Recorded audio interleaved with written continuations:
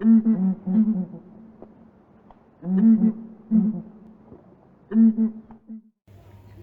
guys, Leon Maria from Lawson's Birding, Wildlife and Custom Safaris. We're filming this morning from the Kruger National Park. Just been opened after the lockdown for day visitors, so this is our first visit back to one of our favorite places on the planet, so great to be back. In today's video concerns safaris. It's based on a talk I did in the UK at the British Bird Fair a couple of years back about where to go on safari. Anyone who's thinking of safaris going to probably start with a Google search, and the results there might be quite intimidating. Hundreds of thousands of results. You'll go through to web pages for fancy lodges, wonderful pictures, the rooms, the accommodation all look superb. So it's pretty hard to narrow it down. You might even go on to TripAdvisor from there, but even that's not going to give you an idea about the fundamental differences between some of the safari areas in South Africa. And we're going to focus on two of our favorite, the Kruger National Park and the Sabi Sand Game Reserve. So we're going to match these up, compare them, look at the pros and cons, help you decide where to go on safari, and give you our recommendation for the best safari experience in South Africa. Okay, so the Sabi Sand Game Reserve and the Kruger National Park are actually neighbors. They're separated only theoretically by a line in the sand with no fences or other obstructions preventing the movement of animals between the two. And although they are neighbors, they're actually radically different in many respects, even down to the very reasons they exist in the first place. So let's have a look at them in a bit more detail. Okay, let's look at the Kruger National Park. It's around 7,500 square miles in size, or close to 20,000 square kilometers, around 220 miles from north to south, and averages 40 miles wide. So that's roughly the size of Wales or Israel, just to give you some idea of it. There are 16 main camps, 4 satellite camps, 5 bushveld camps, 3 bush lodges, 2 overnight hides, a rustic campsite, and 11 private lodges in the park, so there's plenty of choice in terms of accommodation.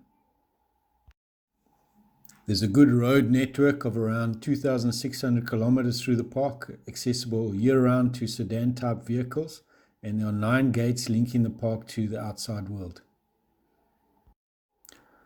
Now, the Kruger is an incredibly diverse park. It's one of the most diverse on the continent, with around 500 recorded bird species, 137 mammal species, 119 reptile species, 33 species of amphibians, and nearly 50 species of fish. Throw in an array of different landscapes and the seasonal changes, and you have a lifetime's worth of exploration in the Kruger National Park. Yeah, the park is owned and run by South African National Parks, the government branch of nature conservation, and the basic reason of why it exists is to conserve overall biodiversity. Tourism is generally secondary to that overall aim, though with decreased funding from the government, that is changing. There's a strict set of rules to keep people from doing things that may harm the environment, such as these people feeding bananas to the baboons. And that's especially important considering that a large proportion of the visitors are driving themselves around. The camps are open from dawn to dusk, and the only way to be out after dark is via sunset or a night drive booked through one of the camps. So you would visit the Kruger for the game viewing, and in terms of the gaming experience, you can be out in the park for anything up to 12 hours a day, depending on the season, and you can cover anything between 50 and 250 or more kilometers. There's lots to see, so the going is generally very slow. Now, the Kruger is great for getting a well-rounded game viewing experience. You'll see big herds of plains game, you can spend time sitting at waterholes, spend time observing animals, and when you're out with a good guide, you can see and learn about the smaller animals, the birds, the plants, and the other facets of the environment that come together to create and sustain the ecosystem. Now, although guides have knowledge and experience, finding big cats and other game relies more on chance than anything, and all the guide can do is combine his or her experience with some keen searching and his or her intuition and hope to get lucky. 8 times out of 10, it's the other cars ahead that indicate that something of importance is coming up. Although that is not to say that you can't have some incredible sightings all to yourself at times. Right, let's have a look at the Sabi Sand Game Reserve. The Sabi Sand Game Reserve is far smaller in size than the Kruger. It's around about 65,000 hectares as compared to the 2 million hectares of the Kruger. So it makes it pretty much a speck on the flank of the Kruger National Park. There are around 19 luxury lodges in the reserve, some of which will set you back quite a packet of money. On the lower end of the scale, you're looking at around $400 US dollars per person per night, and you can go all the way up to and over 2,000 US dollars per person per night. So the reserve dates back to 1948, when a group of private landowners formed a conservancy out of old cattle farms and hunting ranches. Thus, the reserve is made up of privately owned pieces of land, and the main focus is to generate a profit from tourism in addition to the conservation of the natural environment. All guests at the private lodges are driven around by experienced field guides, and the general program includes a morning drive and an afternoon/evening drive with downtime in the camp between drives. Within the reserve, certain lodge and landowners have teamed up to share their land for game drives, so guides from several different lodges will be cooperating, using a radio system to create a network of vehicles all out looking for the exciting big game species, with the cats at the top of the menu. Drives are about 3 to 4 hours long, and most lodges use dedicated trackers to help in the finding of the game. You'll be the guy sitting on the bonnet with the best views in the house. So on a given drive, you'll only cover 20 to 30 kilometers or so, but the guys will be working that patch intensively, tracking animals even on foot, following up on last known positions of prides, etc. So basically, they have many more tools at their disposal for finding animals than the guides in the Kruger do. Right, let's have a look at some of the advantages of the Kruger.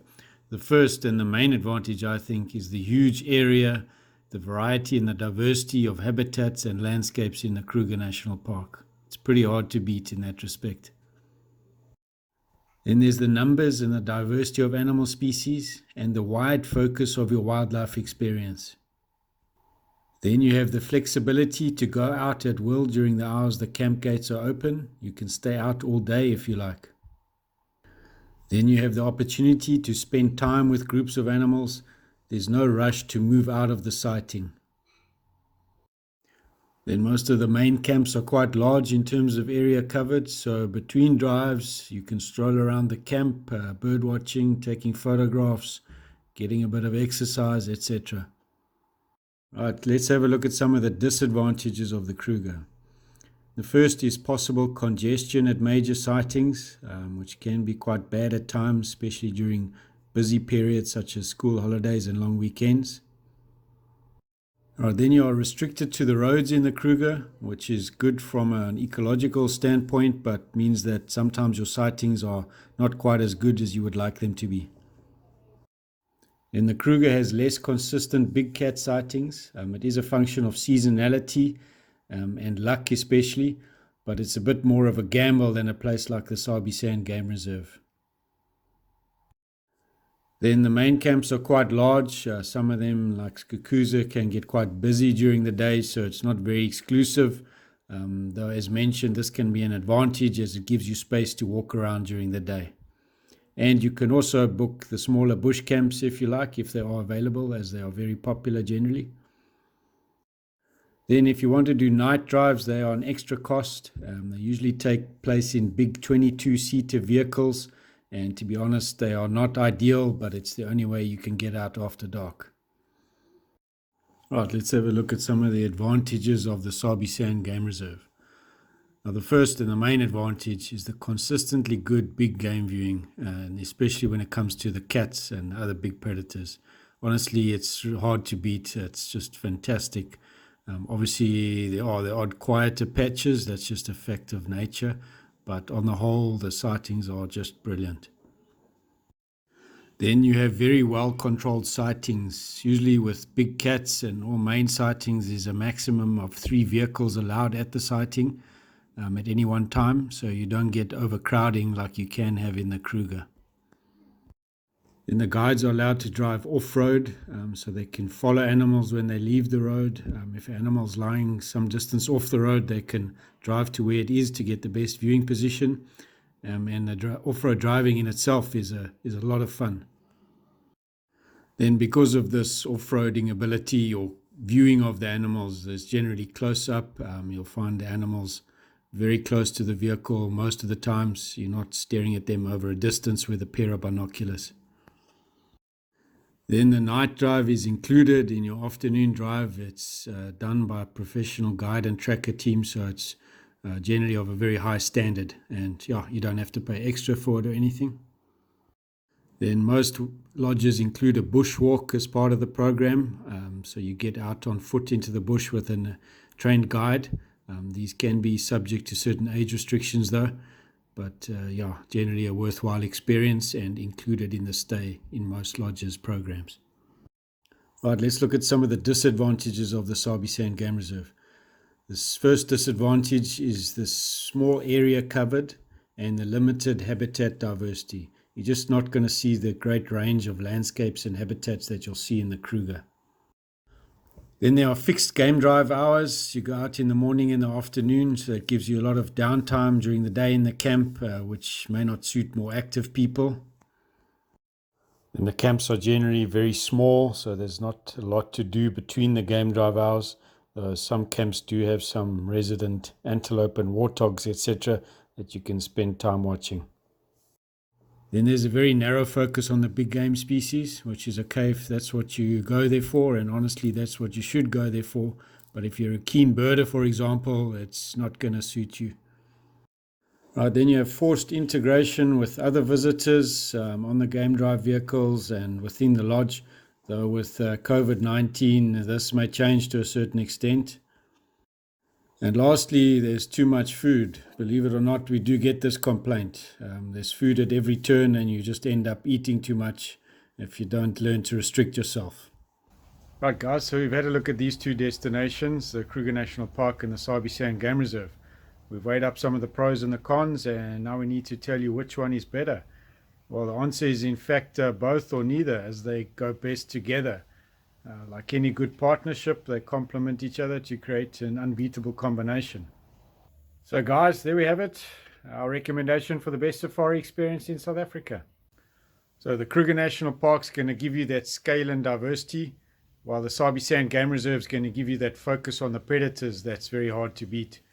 So ideally one would spend about 4 to 5 or 6 or even more nights in the Kruger, divided between several different camps, followed by 3 to 4 nights in the Sabi Sand Game Reserve, perhaps divided between 2 different lodges. We've got some cracking set departure or small group itineraries that visit both of these destinations, so keep watching for a little bit more info on these. First of all, we have our focus on predators, small group safari, visiting Kruger and Sabi Sands with a strong focus on photography. Then we have our wildlife of the Cape and Kruger, visits obviously Western Cape, another beautiful area, and Kruger National Park, and then the Sabi Sands as the cherry on top experience. Then we have our Kruger National Park Discoverer Extended Safari. This is basically available on demand. We tailor to your dates and availability, and the sample itinerary includes time in Kruger National Park and Sabi Sand Game Reserve. Right guys, thanks for watching. We hope you enjoyed this video. I hope you learned something about safaris in South Africa. Please feel free to subscribe to our YouTube channel, follow us on social media, and we hope to see you out on safari as soon as we are able to run them again, whenever that may be. Cheers guys.